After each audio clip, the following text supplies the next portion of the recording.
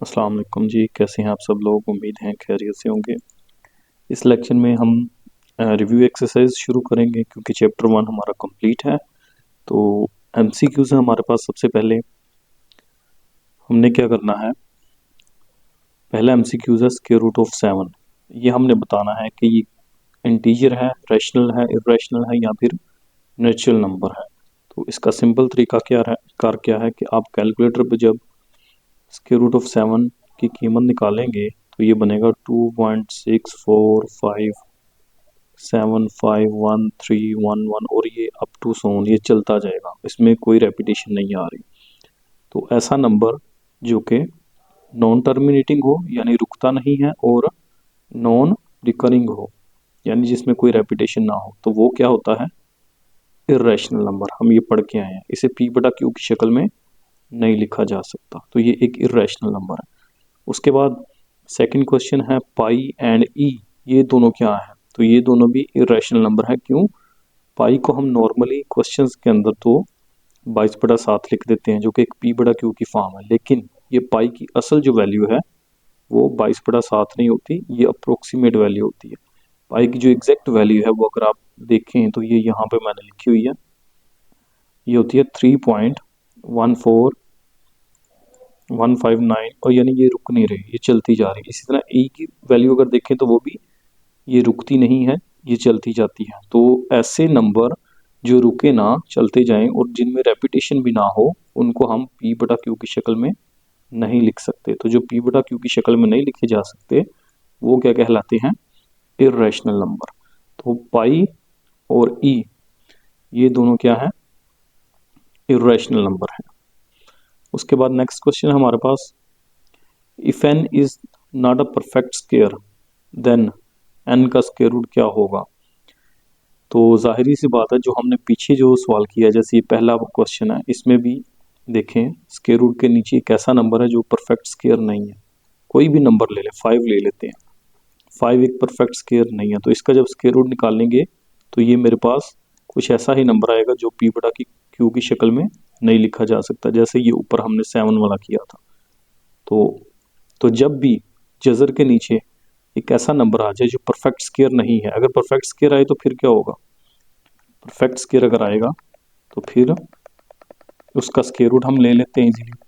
जैसे फर्ज करें 4 है मेरे पास, 4 का स्क्वायर मैंने निकालना, तो 4 एक परफेक्ट स्क्वायर है, तो 4 का स्क्वायर रूट हमें हमें पता है 2 होता है, तो ये पी बटा क्यू की शक्ल में लिखा जा सकता है।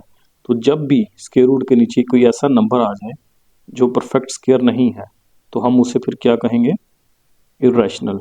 जैसे ये ऊपर मिसाल दी सबसे पहला, ये स्क्वायर रूट के नीचे एक ऐसा नंबर था जो परफेक्ट स्क्वायर नहीं था, तो ये इर्रेशनल बना, तो फिर ये भी इरेशनल नंबर ही बनेगा। उसके बाद नेक्स्ट देखिए, अगर क्वेश्चन नंबर 4 है हमारे पास, इसमें दो इरेशनल नंबर है। देखिए स्क्वायर रूट के नीचे परफेक्ट स्क्वायर नहीं है, ये भी स्क्वायर रूट के नीचे परफेक्ट स्क्वायर नहीं है, तो ये भी इरेशनल है और ये भी इरेशनल है।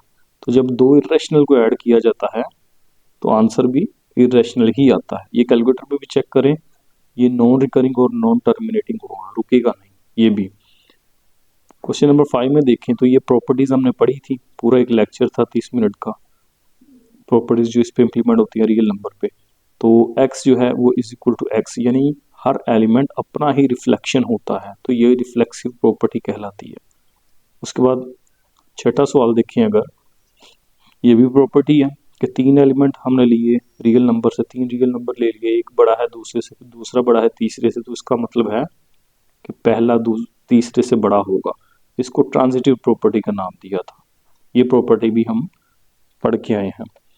फिर आगे 7वां क्वेश्चन देखें, तो क्वेश्चन नंबर 7 के अंदर ये हमारे पास एक सिंपल इक्वेशन दी हुई है, इसको सिंप्लीफाई करके आंसर निकाल लेते हैं।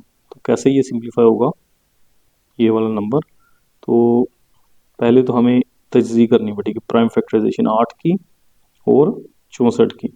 8 की प्राइम फैक्टराइजेशन करेंगे तो ये बनेगा 4 2 8, 2 2 4 और 2 1 2। इसी तरह 64 की प्राइम फैक्टराइजेशन करें तो 64 की प्राइम फैक्टराइजेशन बनती है, 2 पे तकसीम होगा अगेन, 2 3 6 2 2 4 32 आ गया, फिर 16, फिर 8,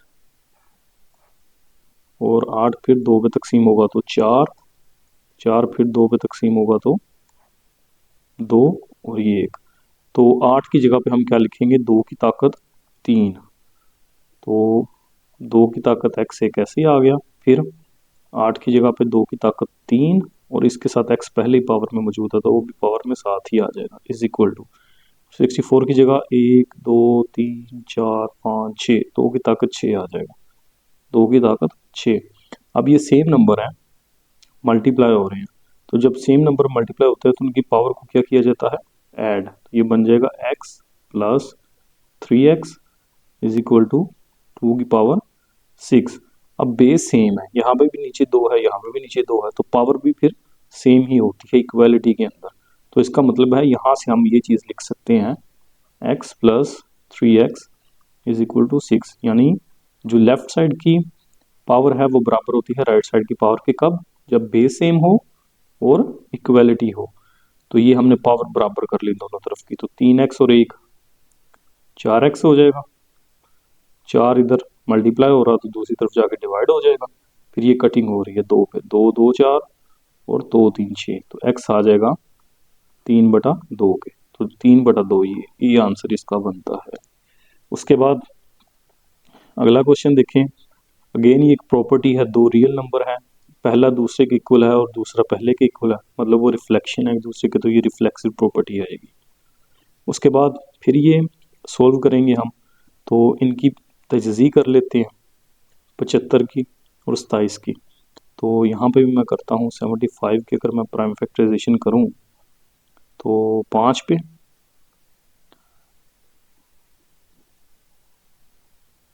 पंद्रह आ जाएगा, फिर 5 पे और फिर ये 3 पे।